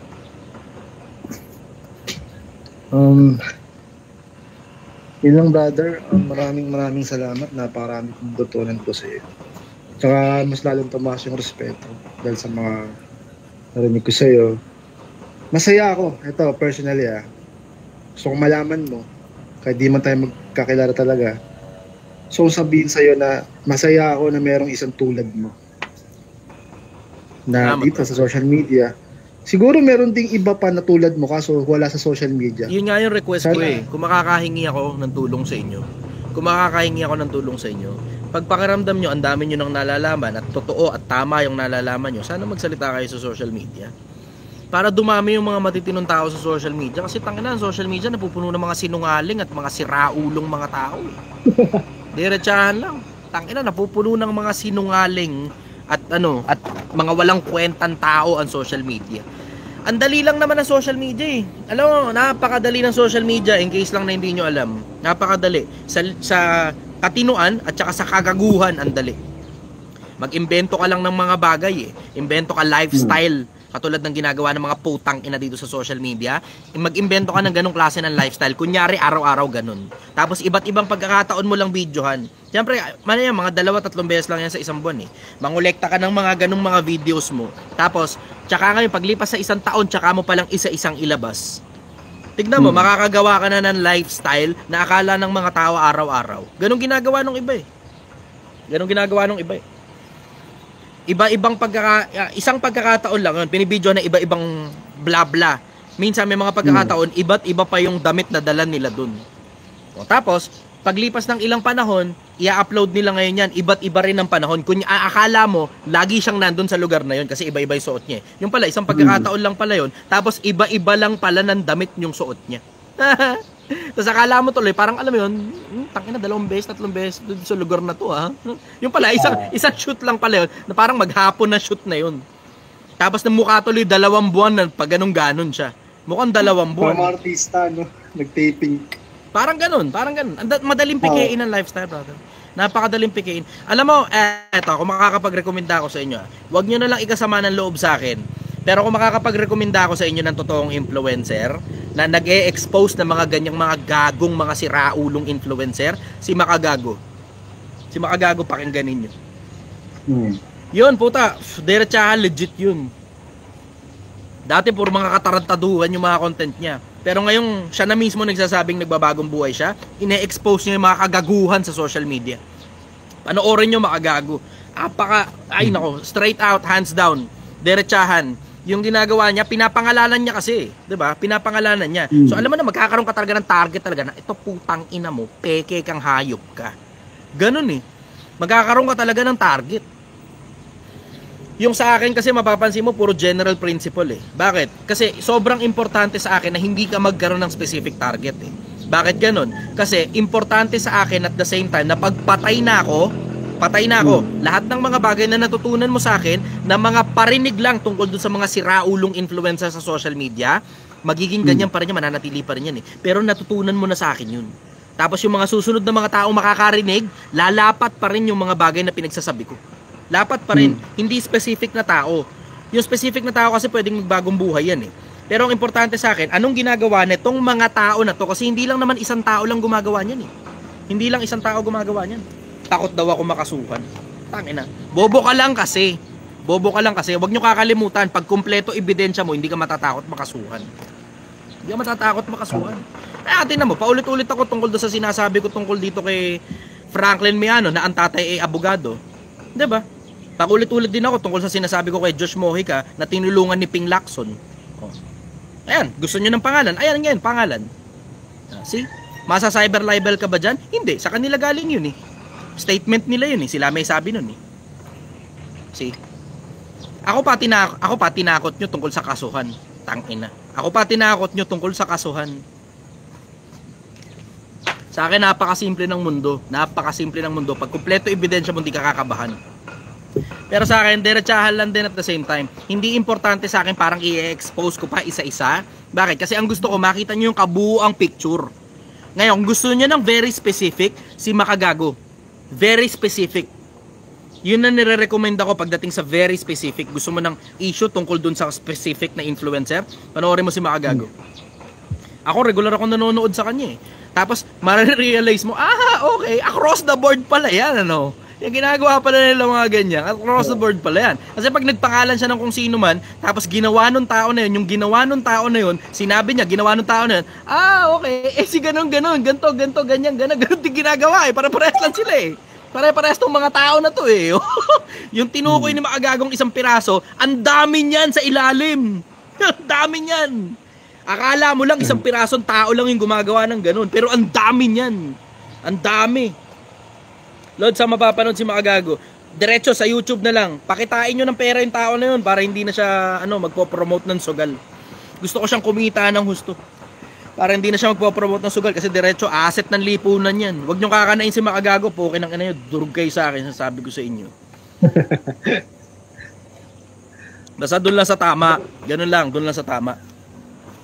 Doon lang tayo sa tama, doon lang tayo sa matino. Doon lang tayo sa tama. Yung nga, nalungkot nga ako eh. Parehas asset ng lipunan silang dalawa eh. Si Makagago at saka si Nico David. Nalulungkot ako ron eh. Tangina. Parehas kong pinapanood yung dalawa na yun eh. Nico, no? Oh, bumaba kaya Eric ko dun nung nalaman ko na nagbabanatan sila, babangayan sila sa social media. Na binalita lang kasi sa akin yun eh. Tapos tinignan ko. Pagtingin ko, hindi kasi medyo outdated ako dyan sa mga ganyang bagay eh. Pero may issues eh, diba? Ang interest ko kasi general matters of life eh. Geopolitics at saka yung mga pinakamalalaking bagay ng buhay. Religion, diba? Yan yung mga interest ko eh. Mga chismis, minsan-minsan pinipitikan ko, ganun. Nung nakita ko nag-aaway yung dalawa, lungkot kaya ako ron. Kasi yung dalawa na yun, parehas sa asset ng lipunan yun eh. Si Nico David at saka si Makagago. Nalungkot ako ron, bumaba ere ko ron eh. Nung napanood ko yung si Nico David pala tumanggap ng bayad galing sa politiko. Tapos baga parang ang dating sinisi ni Nico David sinisi ni Nico David si Makagago. Pero si Atu talaga nag-expose nun. Meron na pala silang matagal na issue. Syempre, 'di ba? Mga bali-balita, 'di ba? Das alam mo 'yun? Nalungkot ako ron eh. Kasi pinapanood ko yung dalawa na yun. Parehas asset ng lipunan yun eh. Gusto ko yung insight nung dalawa. Kasi yung insight nila, maitatawid sa mga taong bayan. Tapos yung mga taong bayan, tataba ang utak dahil doon sa insight nung dalawa. Sabi ko, sayang nga eh. Sana hindi na lang nag-aaway. Syempre, di ba, hindi ka naman hindi mo naman talaga... Wala naman akong communication kay kay Makagago eh. Wala akong communication sa kanya eh. Kay Nico David. Magka-chat kami minsan panahon. Pero alam mo, pitik-pitik lang kasi pagka mga influencer, alam mo yun, lagi na lang busy. Laging busy kapag ka-influencer eh. Pero, ayun. Mas nawalan pa ako ng Facebook. Ngayon, wala na tuloy communication. mula nung nag-away sila, yun, nawalan na kami ng nawalan ng oras. Yun ang masabi ko, nawalan ng oras. Pero hindi, wala akong kinakampihan dun sa dalawa kasi tangina sabi ko, parehas sa asset ng lipunan to. Sana hindi na lang kayo mag-aaway. Kasi parehas kailangan ng taong bayan yung mga perspektibo ninyo eh. Sayang eh. Sayang. Tama. Anyways, follow-up question, brother. Ay, tangina mo, ano pala to? Ano ba yan? Live pala to, live. Ano, isa't kalahating oras na tayo. Akala ko kwentuhan lang po. Tangina, napasarap. Napasarap. Tangina, live pala to. Akala ko normal na kwentuhan kasama customer. Lumilipad yung utak ko eh.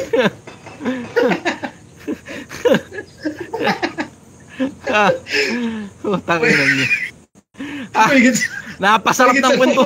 Mahigit pa alarm na tayo. Isa't kalahating oras na. Mamaya, bana naman ako rito. Last na, sige, last na, go. Yun nga, bakit kaya ang hirap magpakabayaan? Ang hirap panindigan sa isang bagay tapos tama naman yung ginagawa mo pero may tumitira sa'yo. Wala ka naman ginagawang masama. Ang goal mo lang is para sa bayan, para sa mga tao. Pero may ibang hindi makaintindi na tinitira ka pa, binabash Nakuha mo ka na. pa. Ayun na mismo, nandun na mismo sa tanong mo yung sagot. May mga tao hindi talaga makaintindi. Mahina ulo eh. Mahina ulo eh. Yun lang naman yun eh. Diba? May mga pagkakataon maintindihan mo pa yung magkaiba ng opinion. At least may opinion sila sarili. Pero ang majority ng mga basher dito, nakikita ko nga yung mga basher eh. Alam ko, tinutukoy mo mga basher dyan eh. Nakikita ko karamihan ng mga basher dyan, tangin ng mga bobong tao lang talaga. Pinanganak ng mga bobo yung mga yan eh. Okay lang naman. Bakit? Yan naman talaga plataforma ko eh. Gusto ko matuto mga tao eh. Kasama na rin pati mga basher. Pero pag masyado ka ng maingay, at alam mo yun, napupunta na yung promosyon ng mga tao sa'yo, napupunta na sa'yo, atensyon ng mga tao, alam mo na, mamumute na kita. Ano, ang lagay, ako lang ang pwedeng mamute ng TikTok? Ako lang pwedeng suspindihin? Baka pwedeng ako rin magsuspindi. Diba? Ganun lang naman yun eh. Ayun o, tinan mo, parang katulad nitong isa, ang kulit nitong isa eh, Carla. Mute kita, pakita ko lang sa'yo ha. Binabastos mo ko eh, di ba? Napakadali lang naman eh, pakita ko sa'yo. Ako naman babastos sa'yo. Muted ka for the entire live. Dali, magsalita ka ngayon, bastusin mo ako ulit. Di ba? Law number 1 eh, di ba? Law number 1, 48 laws of power. Di ba? Ganun lang naman yun eh. Puta, pagka mas mataas sa'yo, ganun lang yun eh. Kapag ka mas mataas sa'yo o may mas kapangyarihan kaysa sa'yo, huwag kang bastos. Kasi pag ginamitan ka ng kapangyarihan yan, ikaw mapapahiya. O, tignan mo. O, dali, mag-comment ka ngayon, dali. Mag-comment, dali. Comment. Wala na. Ay, nako. Minsan nakakalimot sila eh. Nakakalimot sila na live ko ito. Nakakalimot sila, live ko ito. Ano ibig sabihin? Ako lang ang may kapangyarihan dito sa live na to. Ako lang ang may kapangyarihan sa sarili kong live. Bakit? Kasi nga live ko nga ito, nasa akin ang pindutan oh. Pag pinindot kong ma-mute ka, durug ka, tignan mo. 'Di ba? Yan ang sinasabi ko sa inyo. Oh, ganoon lang naman ang buhay eh, 'di ba? Last question, brother, go. Ayun lang, grabe, may gitsang oras tayo.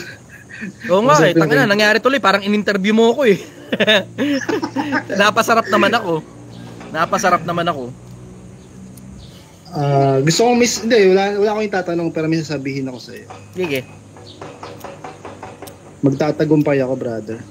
At balang araw, gusto ko makita tayong dalawa. Gusto ko tayong pasalamatan sa Ba't personal. balang araw pa? Dito lang naman ako sa Domsa Viewpoint sa Angono, Rizal. Ulitin ko, Domsa Viewpoint sa Angono, Rizal. Say it with me.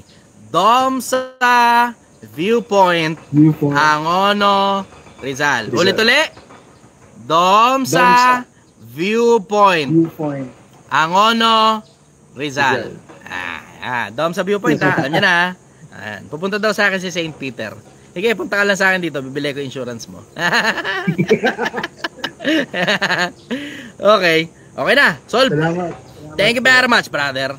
Bye-bye, everybody. Napasarap ng bahagya at medyo halos umabot ng kulang-kulang 2 oras. I love you all. Bye-bye.